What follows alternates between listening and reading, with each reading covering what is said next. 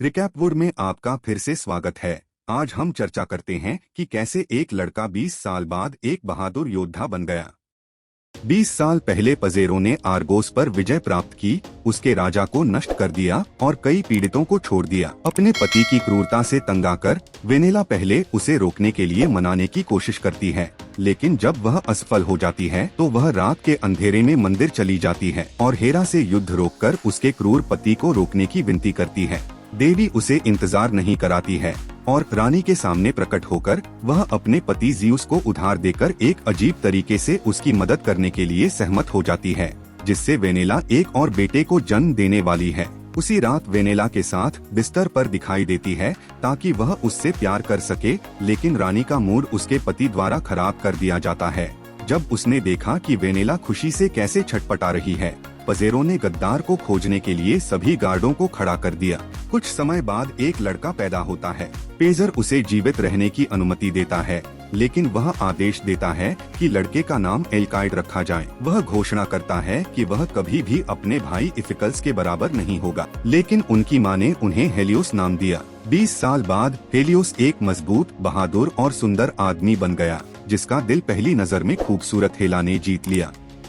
एक दिन गुप्त सैर पर लड़की ने अपने प्रिय को अपना ताबीज दिया, मानो आसन्न विदाई का पूर्वाभास दे रहा हो। ठीक उसी क्षण इफिकल्स ने उनकी बातचीत को बाधित कर दिया, हेला को सूचित करते हुए कि उसके पिता उसकी तलाश कर रहे थे। इफिकल्स ने अपने भाई को संकेत दिया कि क्रेटन राजा की बेटी के साथ उसका कोई लेना देना नहीं होगा।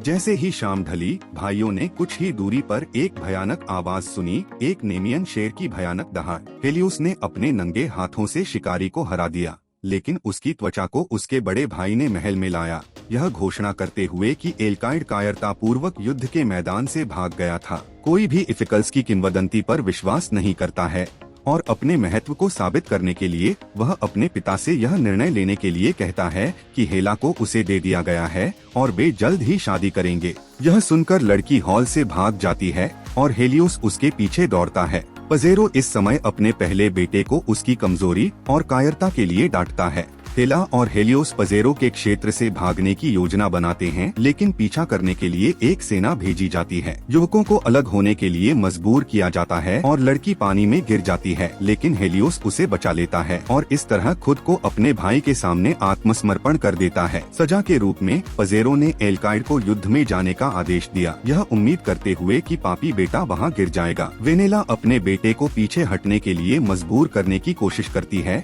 लेकिन वह अपनी प्रेमिका के लिए अपनी जान देने को तैयार है और फिर रानी को उसे उसके असली पिता और उसके असली नाम के बारे में सच्चाई बतानी होगी। हेलियोस ने हेला से केवल 3 चंद्रमाओं में हार न मानने के लिए कहा। वह उसके लिए वापस लौटने का वादा करता है। यूनिट सोतिरिस की कमान के तहत मिस्र के लिए रवाना होती है, जो हेलियोस को बताता है कि राजा ने उन्हें हमेशा की तुलना में आधे आदमी दिए हैं। सेनापतियों ने एक गुफा में शिविर स्थापित किया और प्रहरी को छोड़कर सोतिरिस और हेलियोस चारों ओर देखने के लिए चले गए, लेकिन जब वे वापस लौटे तो उनके गिरे हुए साथियों के शव उनका इंतजार कर रहे थे। सोतिरिस सेना को दूर ले जाने की कोशिश करता है, लेकिन वे चारों तरफ से घिरे हुए हैं और कमांडर के पास युद्ध की घोषणा करने के अलावा कोई विकल्प नहीं है।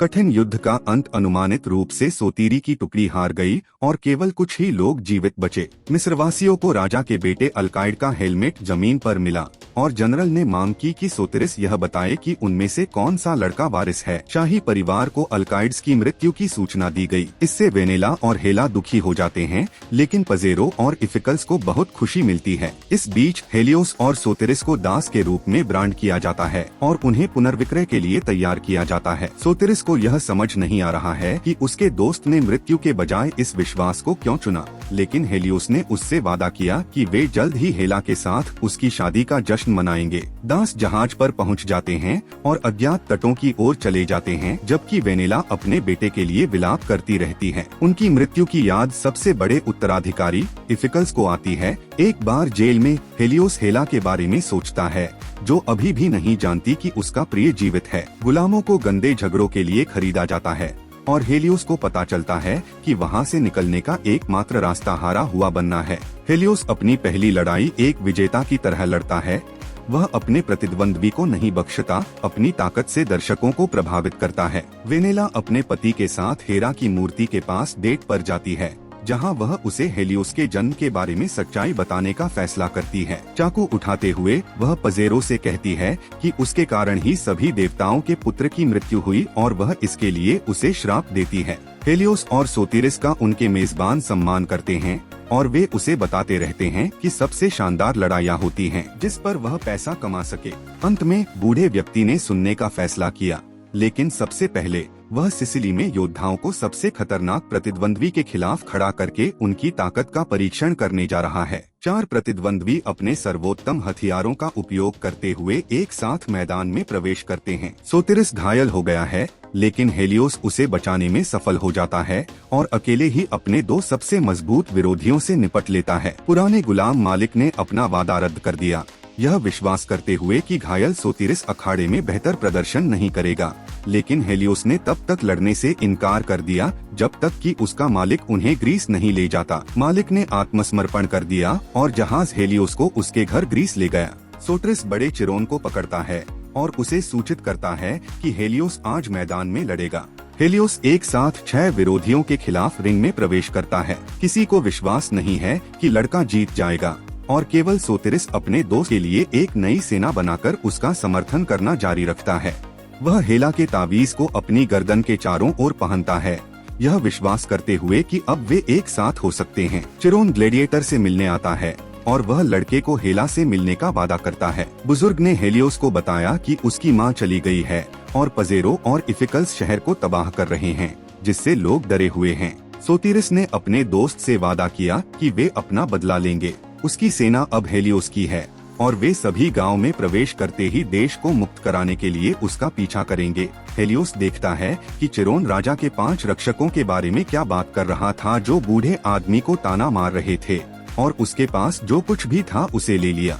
एक योद्धा की जान लेते हुए हेलियोस दूसरों को राजा के पास भेजता है ताकि उसे अपने बेटे की वापसी के बारे में बताया जा सके और उसकी बुराई का अंत हो गया है। यह जानने पर पजेरो मदद के लिए मिस्र से सहयोगियों को बुलाता है। वह हेलियोस, उसके दोस्त और खुद ज़ियुस को नष्ट करने की योजना बना रहा है ताकि कोई और उसके रास्ते में खड़े होने की हिम्मत न करे। सोतिरिस को एक परित्यक्त घर मिलता है जिसमें हेरा खुद रहती है। देवी ने लड़के को चेतावनी दी कि वह महान कार्य करने के लिए नियत है, लेकिन वे उसे प्यार से बहुत दूर ले जाएंगे और उसे इसके साथ रहना होगा। हेरा हेलियोस से अपने पिता को स्वीकार करने और उसके भीतर देवता की शक्ति की खोज करने के लिए कहती है, लेकिन हेलियोस को लगता है कि ज़ियुस ने उसे छोड़ दिया है क्योंकि उसने कभी भी जरूरत पड़ने पर अपना हाथ नहीं बढ़ाया या उसकी रक्षा नहीं की। रात में इफिकल्स हेला के शयन कक्ष में आता है और उसे चेतावनी देता है कि चाहे कुछ भी हो, उनकी शादी संपन्न होगी। तथ्य यह है कि लड़की को अत्याचारी की चिंता नहीं है और बदले में वह केवल उसे मृत्यु की पेशकश कर सकता है। लड़की इस बात को मानने के लिए तैयार है और टावर पर चढ़कर अपनी पीड़ा खत्म करने जा रही है। उसके पिता उसे बचाने में कामयाब हो जाते हैं। वह अपनी बेटी से कुछ भी मूर्खतापूर्ण न करने और सर्वश्रेष्ठ में विश्वास करने के लिए कहता है। हेला झरने पर पहुंचती है और जब उसका प्रिय हेलियोस पानी से बाहर उसके पास आता है तो उसे अपनी आंखों पर विश्वास नहीं होता। वे दोनों जंगल में रात बिताते हैं और लड़की अपने प्रेमी से भाग जाने के लिए कहती है ताकि वे अंततः कहीं दूर खुश रह सकें, लेकिन हेलियोस ने मना कर दिया। वह उससे वादा करता है कि जैसे ही वह पजेरो का शासन समाप्त करेगा, वे अपने देश में एक साथ होंगे। अत्याचारी राजा जनरल से मिलता है और उस पर गलती का आरोप लगाता है, जिस पर वह व्यक्ति चीजों को सही करने और हेलियोस को हमेशा के लिए खत्म करने का वादा करता है। सोतिरिस अंततः अपनी पत्नी के पास घर लौट आता है, लेकिन वहाँ उसे उसका शव और इफिकल्स और मिस्र के योद्धाओं की पूरी टुकड़ी मिलती है। लड़का बदला लेना चाहता है, लेकिन इफिकल उसके बेटे को बंधक बना लेता है और सोतिरिस को लड़के को जीवित रखने के लिए अपने दोस्त को धोखा देना पड़ता है। पजेरो उस लड़के को धोखेबाज कहता है और लोगों से कहता है कि उसने उनके लिए केवल सजा और दर्द खरीदा है। हेलियो के सामने इपिचल्स बूढ़े आदमी ओरियन को नष्ट कर देता है और सोतिरिस को कौशल देने की तैयारी करता है, लेकिन उस क्षण लड़का अपनी आंखें स्वर्ग की ओर उठाता है और अपने असली पिता की ओर मुड़ता है और उससे ताकत देने की भीख मांगता है। चेन के पत्थरों को आसानी से चीरते हुए हेलियोस गार्ड को तोड़ देता है और खुद को मुक्त कर लेता है। वह चिरोन के पास गिर जाता है, लेकिन सोतिरिस अपने दोस्त को जाने के लिए कहता है, ऐसा न हो कि वह फिर से सेना से मिले। ग्रामीण नायक का पक्ष लेते हैं। वे उसका अनुसरण करने को तैयार हैं और यदि आवश्यक हो तो मुक्ति के नाम पर अपनी जान दे देते हैं। हेलियोस अपने लोगों के सामने बोलता है। वह उन्हें बताता है कि एक कठिन लड़ाई उनका इंतजार कर रही है, लेकिन यही एकमात्र तरीका है जिससे वे जो कुछ उनसे छीन लिया गया है उसे वापस पा सकते हैं। जैसे ही इफिकल हेला से शादी करने वाला होता है, हेलियोस की सेना महल की दीवारों के पास पहुंचती है, लेकिन इस बार लड़की ने साहसपूर्वक घोषणा की कि वह प्यार करता है और यदि हेलियोस मर भी जाता है तो भी वह उससे प्यार करती रहेगी। महल के द्वार पर लड़ाई शुरू होती है, लेकिन अधिकांश रक्षक हेलियोस की ओर चले जाते हैं और सेना पजेरो को बुलाने के लिए मुख्य महल के बरामदे के पास पहुंचती है। हेलियोस ने पजेरो को आमने सामने की लड़ाई के लिए चुनौती दी, लेकिन राजा को एहसास हुआ कि वह इस बार नहीं जीत सकता और उसने अपनी योजना बदलने से इनकार कर दिया। हेलियोस के सिर पर बादल छा जाते हैं और उसकी तलवार को उसके पिता की अविश्वसनीय शक्ति प्राप्त हो जाती है। वह अपने दुश्मनों को नष्ट कर देता है, लेकिन पजेरो खतरे से बचने के लिए निकल जाता है। वह अपने पुराने घर में प्रवेश करता है और अपनी मां की मौत के लिए अत्याचारी का बदला लेने के लिए तैयार होता है। पजेरो एक मजबूत प्रतिद्वंद्वी बन गया है और हेलियोस के लिए यह आसान नहीं है। इसी समय इफिकल्स हेला की गर्दन पर चाकू रखकर कमरे में प्रवेश करता है। लड़की ने हेलियोस से कहा कि वह अपनी जान जोखिम में न डाले। उसने अपनी छाती में ब्लेड घोंप लिया। दर्द हेलियोस को ताकत से भर देता है। वह पजेरो को हरा देता है और उसे उस चाकू में छोड़ देता है जिससे वेनेला की हत्या की गई थी। हेलियोस हेला को गले लगाने में कामयाब हो जाता है। कुछ महीने बाद हेला और हेलियोस के बेटे का जन्म हुआ। खुश पिता जीवन में लौट आता है, उस स्थान पर अपना शासन शुरू करता है। हर बार अपने पिता को धन्यवाद देने के लिए अपनी आंखें आकाश की ओर उठाता है।